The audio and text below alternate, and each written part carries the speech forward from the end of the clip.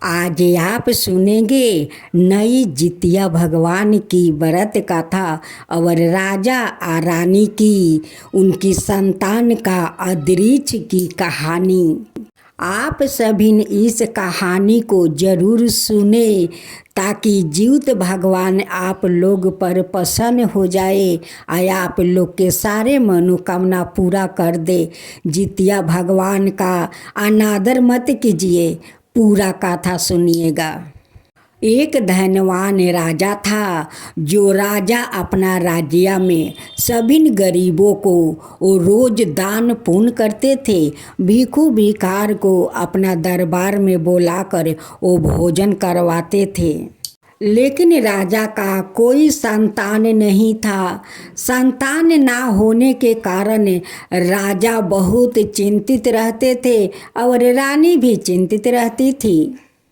उस शहर में सारे औरतें जितिया भगवान को व्रत करती थी और सभी को संतान था, लेकिन राजा और रानी का कोई संतान नहीं था। और रानी का तो ये भी पता नहीं था कि जितिया भगवान का उनकी पूजन विधि क्या है। राजा का दरबार में एक दिन एक साधु आया और साधु कहने लगा कि राजन, अपना दरबार में आप 7 दिन तक हवन करवाइए और गौ दान कीजिए, इससे आपका भला होगा। उस साधु के कहे अनुसार राजा 7 दिन तक अपना महल में हवन करवाया और गौ भी दान किया। उसका बाद रानी गर्भवती हो गई।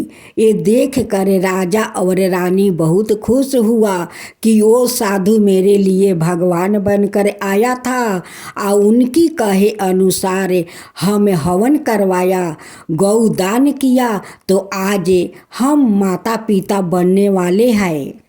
9 महीना का इंतजार राजा और रानी करने लगे। जब 9वां महीना पूरा तो रानी का पेट के बच्चा वो अदृश्य हो गया। जब सुबह हुआ तो रानी देखती है कि उनकी पेट में तो संतान नहीं है। वो जाकर राजा से कहती है, स्वामी देखिए, मेरे पेट का संतान नहीं है, वो तो अदृश्य हो गया। कहीं हम लोग 9 महीना से सपना तो नहीं देख रहे थे कि मैं माँ बनने वाली हूँ, आप पिता बनने वाले हैं। राजा कहते हैं कि ये कोई सपना नहीं था, ये सच था, लेकिन संतान हमारा कैसे अदृश्य हो गया। लेकिन ये सारे चमत्कार तो जीवित वाहन के था। फिर रानी का दूसरा गर्भ रह गया। फिर दोनों 9 महीना का इंतजार करने लगा। जब 9वां महीना पूरा हुआ तो फिर से उनकी संतान अदृश्य हो गया।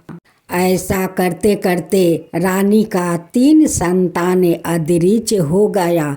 अब तो राजा रानी बहुत चिंतित हो गए कि 1 नहीं, 2 नहीं, 3 संतान तो भगवान दिया, लेकिन तीनों संतान को छीन लिया। जीवित भगवान तो एक सांप का रूप धारण करते और सोते रात में आकर अपना निश्वास से उनकी बच्चा को अपना पेट में डाल लेते और चले जाते। जीवित भगवान तो किसी को संतान को नहीं मारते, वो तो संतान को जीवित रखते हैं। वो तो राजा रानी का वो परीक्षा लेना वो चाहते थे। एक दिन रानी रोते रोते राजा से कहती है कि स्वामी, हम लोग ज्योतिषी के पास चलते हैं, उनसे हम लोग पूछेंगे कि ये क्या कारण है कि मेरा 9 महीना पूरा होते होते मेरा संतान अदृश्य हो जाता है, इसका कारण क्या है। चलिए स्वामी, हम लोग ज्योतिषी के पास चलते हैं और इसका कारण पूछते हैं।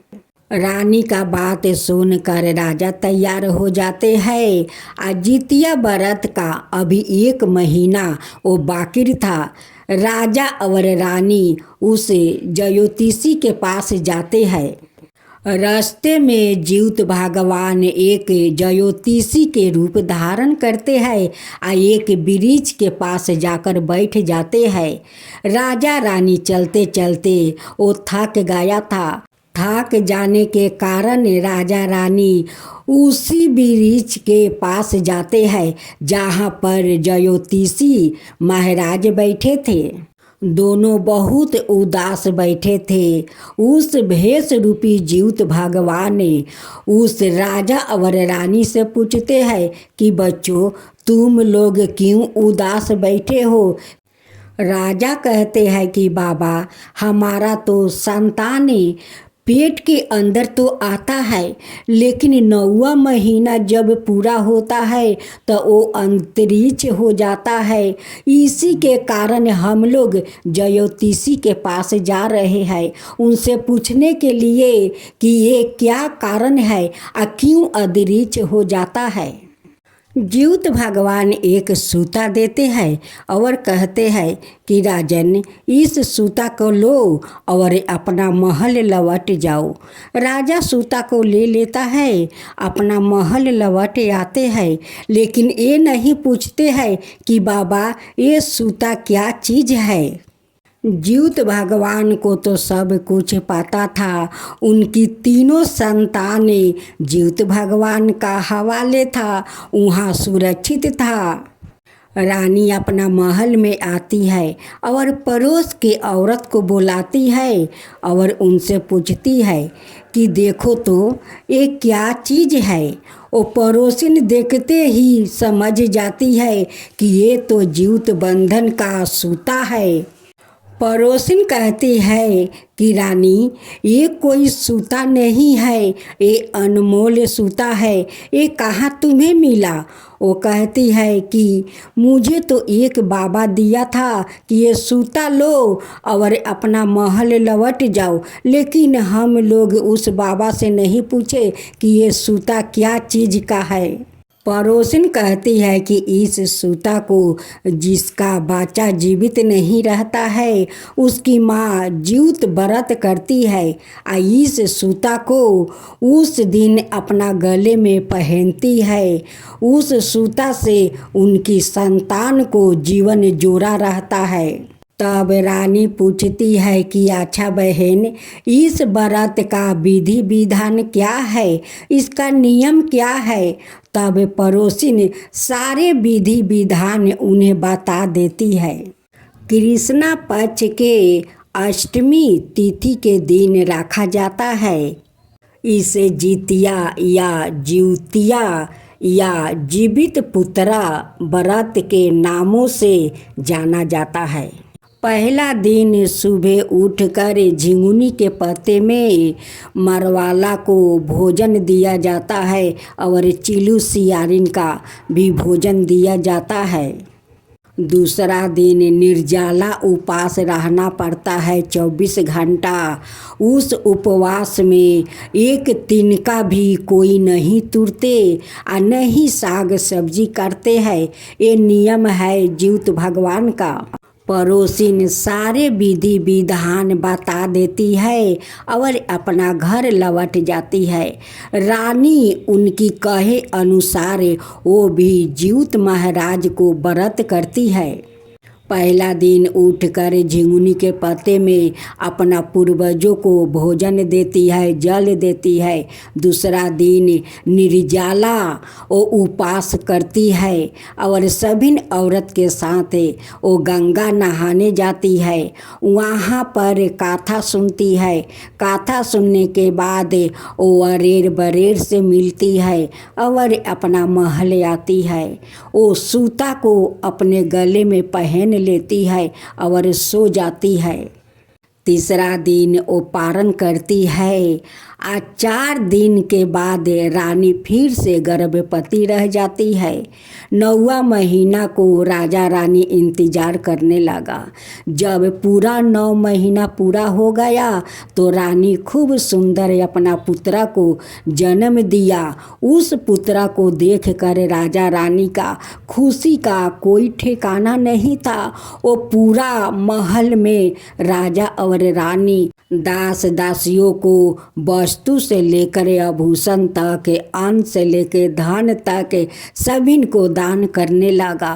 तब से जीवित भगवान का वो व्रत रानी करने लगी और उनकर पुत्र जीवित रहने लगा।